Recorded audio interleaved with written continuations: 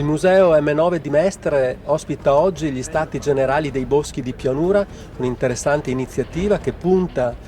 sulla base della Carta di Sandrigo ad arrivare entro il 2050 a ben 5.000 ettari di boschi proprio nelle nostre aree di pianura. Nell'occasione c'è anche la premiazione del premio Jean Genot. Ci sono 4 categorie del premio Jean Genot: l'uomo che piantava gli alberi, proprio per sensibilizzare la collettività al rispetto del verde, al rispetto delle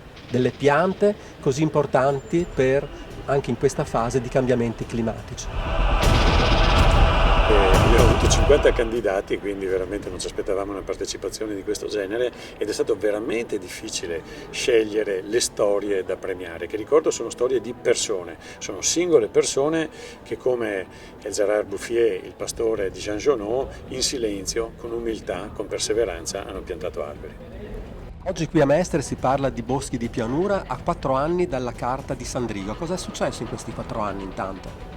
La cosa più importante che è successa è che la legge 13 del 2003, che è lo strumento finanziario della Regione del Veneto per piantare nuovi boschi, è stata rifinanziata. Erano molti anni che non vedeva soldi, quindi grazie alla sensibilità dell'attuale giunta è stata rifinanziata e abbiamo ripreso un po' quel percorso di vedere se tutti questi donne e uomini di buona volontà che vogliono piantare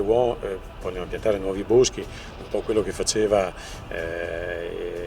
il famoso pastore dell'uomo che piantava gli alberi di Jean Genot, ha delle nuove opportunità. Questo in un quadro molto favorevole che deriva dalle politiche europee e dalle politiche nazionali. Ricordiamo che l'obiettivo della Carta di Sandrigo è quello di arrivare entro il 2050 ad avere qui nel Veneto,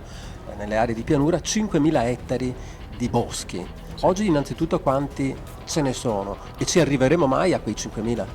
Allora, oggi ne abbiamo circa 500 ettari di cose che possiamo chiamare boschi, non sono i pioppeti, le piantagioni, eccetera, sono veri e propri boschi, quelli con le querce, gli aceri, i frassini e tutto quello che ci vive poi in mezzo. È bello sottolineare che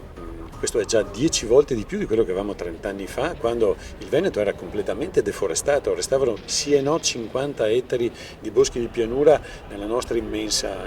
pianura, proprio un niente rispetto alle immense foreste che un tempo ricoprivano tutta la pianura, una specie di Amazzonia che ovviamente nessuno di noi ricorda. Dire che da qui al 2050, cioè fra 30 anni, faremo di nuovo una decuplicazione è possibile e direi che è sempre più probabile che questo avvenga, perché basta solo che pensiamo che il Green New Deal dell'Unione Europea, con la strategia forestale europea, con la strategia per la biodiversità, pone l'obiettivo di 3 miliardi di nuovi alberi piantati in Europa entro il 2030. Che la strategia forestale italiana riprende quei messaggi. Ci sono azioni di singole associazioni di grande rilievo come Plant for the Planet che si danno obiettivi strategici e si muovono per trovare le risorse per farlo. Quindi quello che 4 anni fa sembrava così solo poco più che un sogno, adesso sta trovando le strade per poter essere realizzato. Giustamente è stato ricordato Ridiamo un sorriso alla pianura, è un'iniziativa che è partita da alcuni amministratori locali, ricordo in particolare i sindaci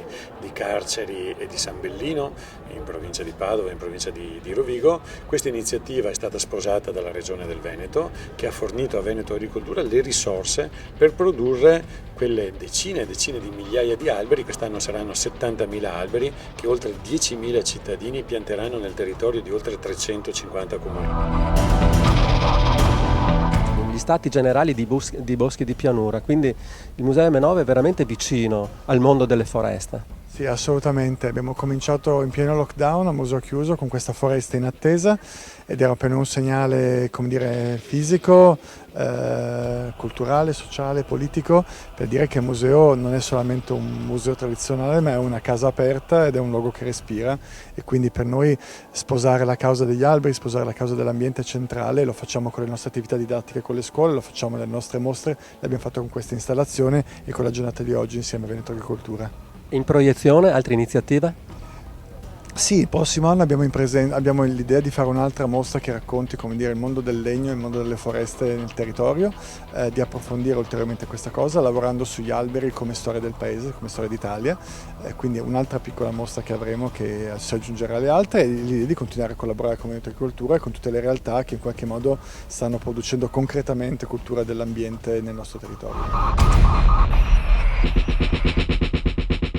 Qual è l'obiettivo primario della vostra associazione a livello mondiale? A livello mondiale, metto lì subito il numero, lo dice la nostra campagna, 1 Trillion Tree Campaign, cioè 1.000 miliardi di alberi, che è un numero fatto di molti zeri, ma come dicevo prima nella conferenza, è una parte soltanto di quella che è la capacità del nostro pianeta di ricevere altri alberi, come diceva anche Giustino Mezzalira, non in sostituzione di quelli che vengono abbattuti, e sappiamo di quello che sta accadendo in alcune foreste anche importanti nel mondo, ma in aggiunta, perché la funzione degli alberi è proprio quella di catturare la CO2. Stiamo cercando di stringere rapporti, in parte già fatto, con le istituzioni e anche con privati, per poter attraverso la nostra attività contribuire alla messa a dimora di un numero cospicuo di alberi nel nostro paese. Qui oggi si parla di foreste planiziali perché l'Italia in molte zone, sappiamo, montane, ha già un patrimonio boschivo che purtroppo a volte viene anche messo in crisi o distrutto, come è stato qui proprio nel Veneto della tempesta Vaia 2 anni fa ormai, ma anche per a volte incuria, incendi boschivi o anche purtroppo azioni illegali.